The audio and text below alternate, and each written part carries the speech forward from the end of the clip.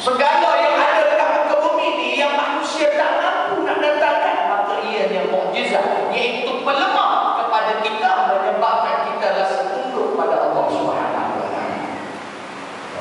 Ini surah Al-Mi'raj.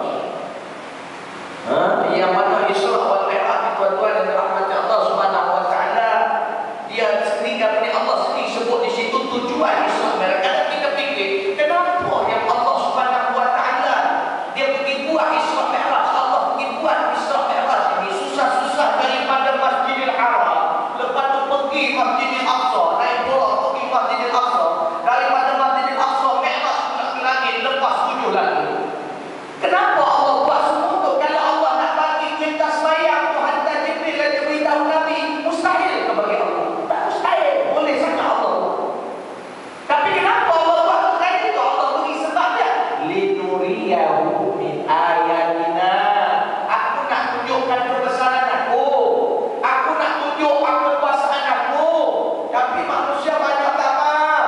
Yang dia duduk kat muka bumi, dia rasa dia hebat.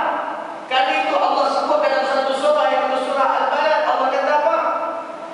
Ayahsanu an lan yaqdira alaihi ahad yaqulu ahlaktu malan lubada ayahsanu an lam yarahu ahad.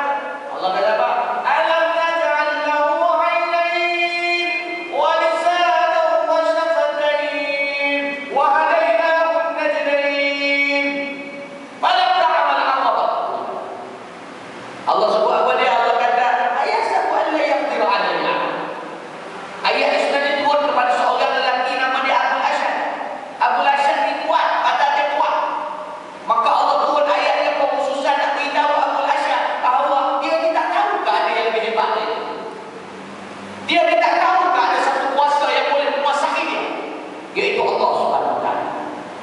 Daripada sudut umumnya kepada kita semua, kita yang kita sudah berharta, ada duit, kita yang sudah berpangkat, berkuasa, maka kita rasa kita boleh buatlah.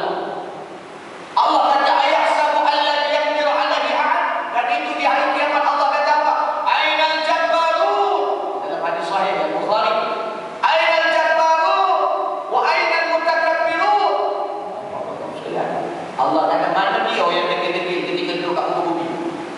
Mana dia yang action dulu? Mana dia yang hebat-hebat? Saya ingat kata-kata Arif Billah. Dia kata apa? Dia kata pasal sifat seorang yang nakkan Allah disebut wa yastawi 'indahu dhahaba was-sa'id.